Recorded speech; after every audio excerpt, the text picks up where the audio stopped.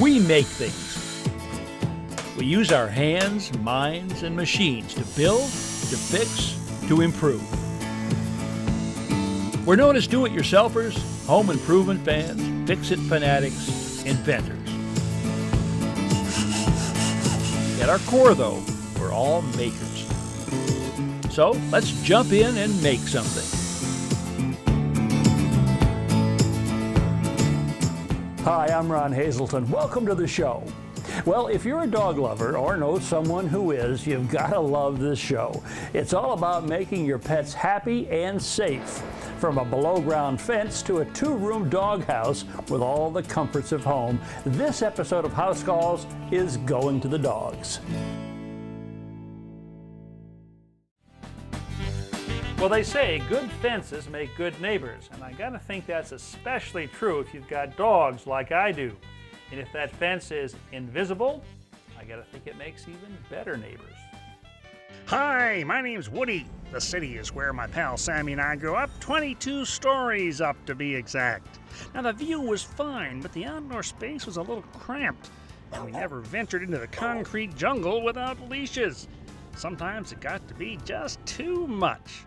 And when we did find grass, well, it usually wasn't dog-friendly. But the move here to the country changed all that. Ah, freedom, wide open spaces, the smell and feel of turf, and room to run. And with all this space to explore, why should we stop at a stone wall? Ron, though, says we need to have boundaries, so he's called Todd Brown over. Something about a fence that won't be seen. Right now, they're talking about where it should go. This is where all the ticks are. What's the issue with ticks? Well, the ticks actually will migrate out from the wood line at least 5 or 6 feet. At least They're 5 more From where the in grass woods, stops. from where the grass ends and All the right, woods so let's begin. just put it like under the tree line right here. That's a good 5 feet. If the dogs get ticks, you're going to the vet. Well, with the tick question settled, Todd explains how the fence works. A small wire will be buried in the ground and a radio signal transmitted from it. The dogs will wear receivers on their collars. As they approach the buried wire, they'll first hear a sound, then feel a mild correction, like a static shock, that will cause them to turn back. Our first step is to draw up a plan. Now, the backyard is large, so Todd suggests separating it from the front with 2 sharp bends, or dog legs, if you will. And the only way that the dogs can get from one to the other is through the breezeway here if we leave the gate open. That's right. You know, I'm not real sure I want to do the dog legs. I kind of like the idea of just a perimeter all the way around the outside. These dogs are coming from a 1,000 square foot New York City apartment. Believe me, they'll have more than enough room.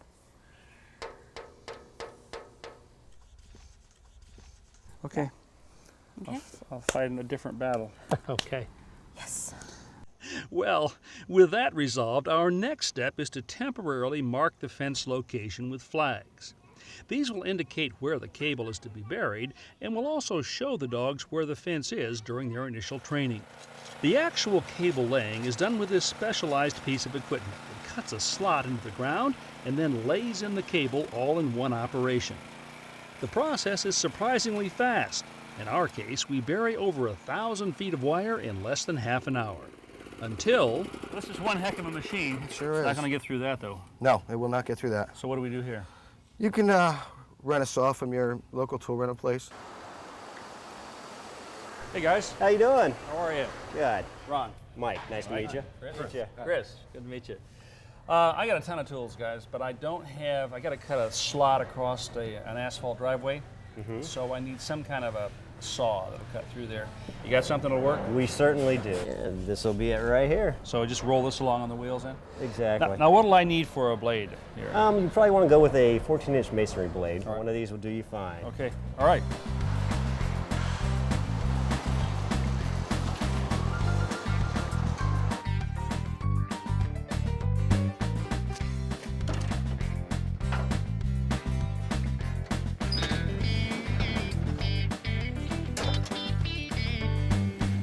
What's step one? Well, we need to snap a chalk line. Go ahead and snap.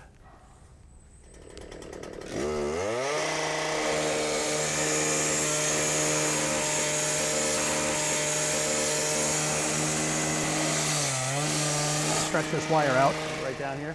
Yep. Okay. pack the wire down into the slot, and then we use the sealer, and you can overfill it just a little bit so that the caulk comes just over the top. For the most part, we've been able to lay the underground fence as one continuous piece of wire. However, there are a couple of places where we'll need to make splices. We'll just take the two wires. I'm going to strip off about 3/4 of an inch of the jacket. Now this splice here has a gel in it that doesn't harden. It looks like almost like a petroleum jelly in there. Yeah, fill a little of this. Our underground fence now lies completely buried around the edge of the lawn, invisible except for the marker flags. Our next step is to bore a hole in the garage wall and bring the ends of the wires inside where we'll connect them to the transmitter. Okay, see it, Todd? Got it? This transmitter emits a radio signal that travels along the buried wire.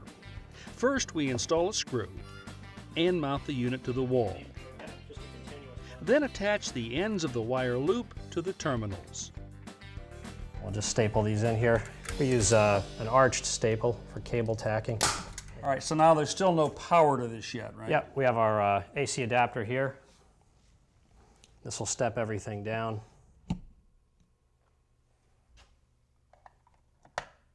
Now we've got two indicator lights on here. We've got a power light that lets us know that everything is on and working, and we have a loop indicator that tells us that the loop is continuous all the way around.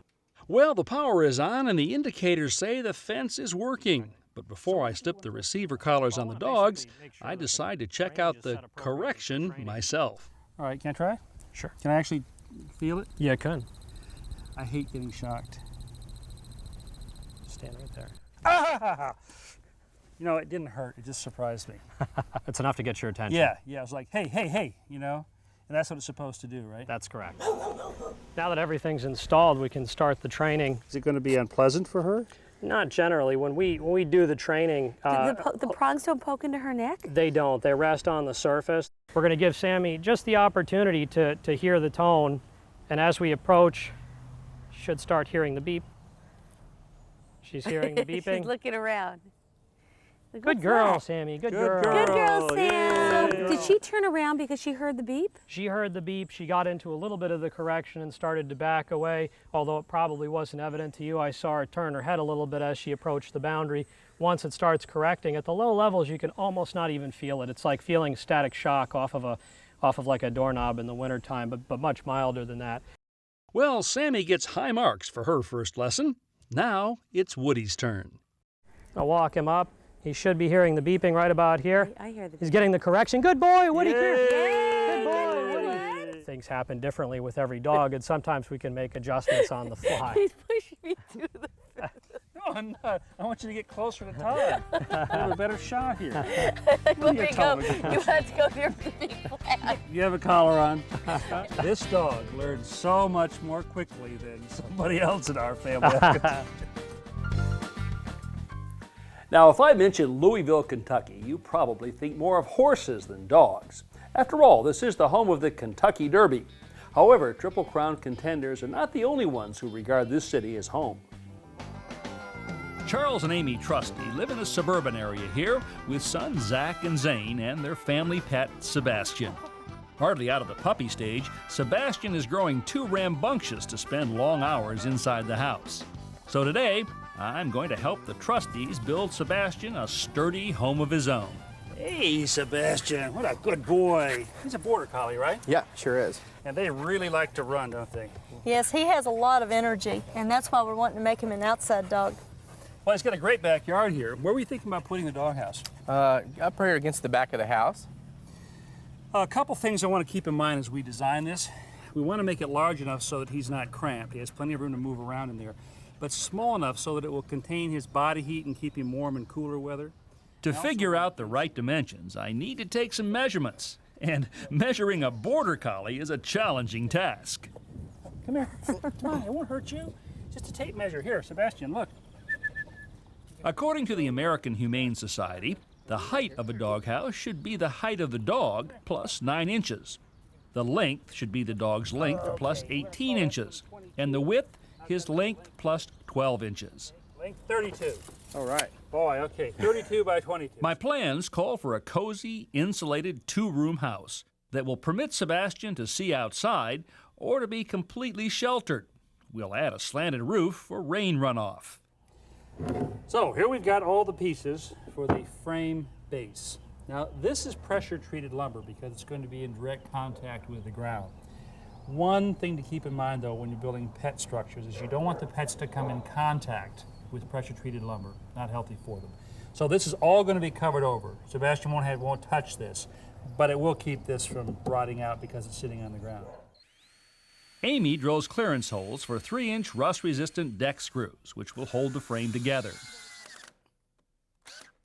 Now we're ready to cut several sheets of plywood, which will be used for the floor, roof, and walls.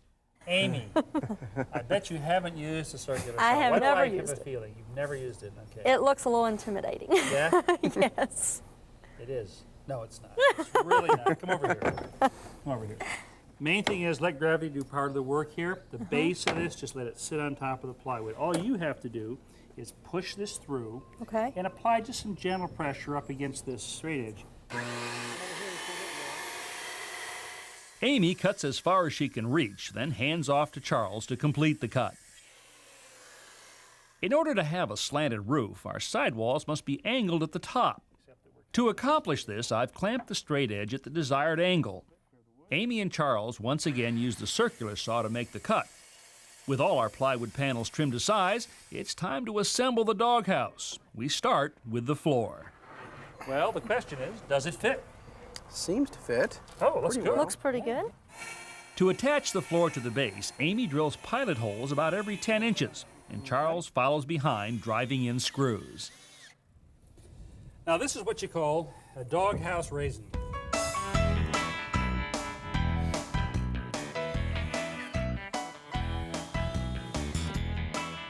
Wall number 2.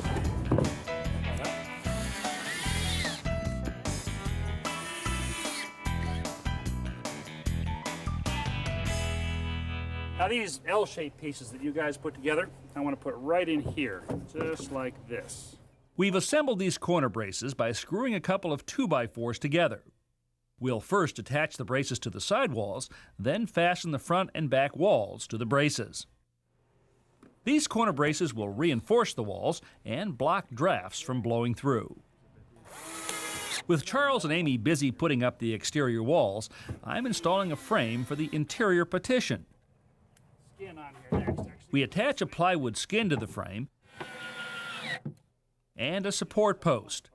Then, just as the doghouse begins to take shape, threatening storm clouds roll in, followed by a true Midwest thunderstorm.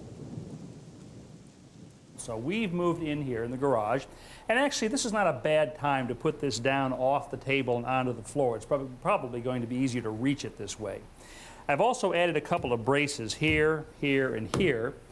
Now we're ready to put our insulation in. We're going to be using this. This is rigid foam insulation. We've actually glued 2 pieces together, a 1-inch piece and a 1/2-inch piece. And we're going to start by dropping this right inside our frames. So just grab something over there that looks like it might fit, and we'll see if indeed it does. It's like putting a puzzle together.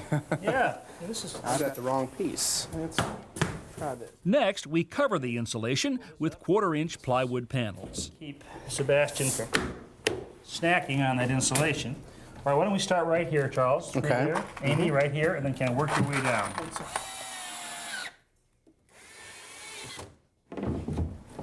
Telling you, it's feeling snug as a bug in here right now.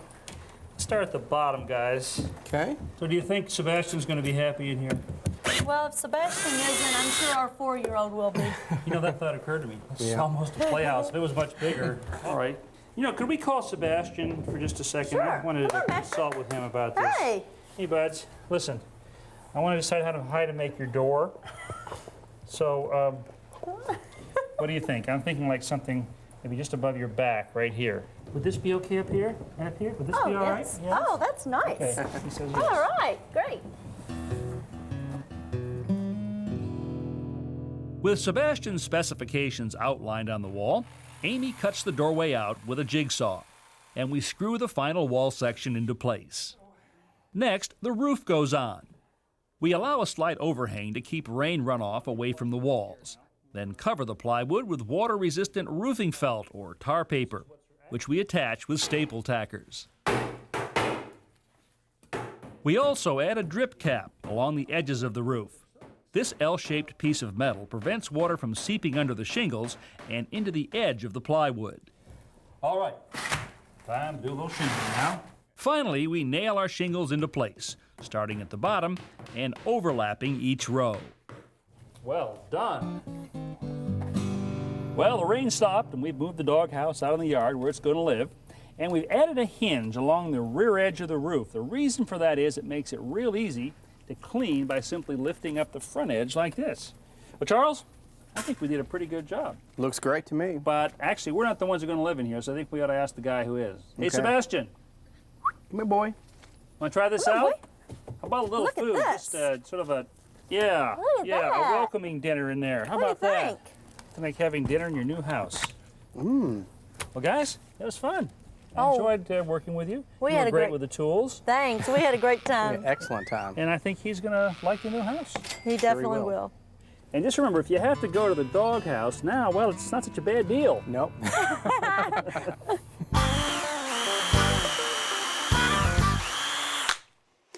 Now, if you've got to drill several holes to exactly the same depth, here are 3 simple depth gauges you can make from things you'll find right around the shop. Technique number 1 calls for tape. Now, you can use just about any kind, but I like something, well, cheery. I wrap the tape around my drill bit at the depth I want the hole.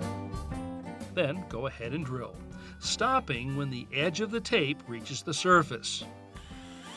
Now, it is possible to over-drill using tape, so here's a method that will prevent that. Hold a piece of 3/4 inch dowel with a pair of multi-groove pliers and drill a hole through the center. Trim the dowel to the length you need it and slip it over the bit. Now, when you reach your desired depth, the drill will stop on its own.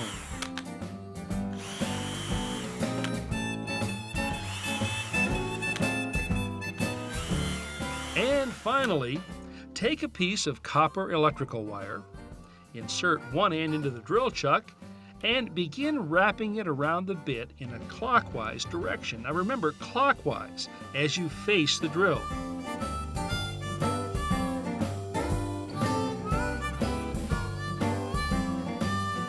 When you've wrapped the wire you need, use a pair of needle nose pliers to tuck the end in place. When you drill, you'll have both a visual and mechanical stop. I picked this up from the folks at the Airstream trailer plant. Hey, thanks, guys. Well, there you have it. 3 simple ways to make depth gauges for your drill: tape, stop block, or wire.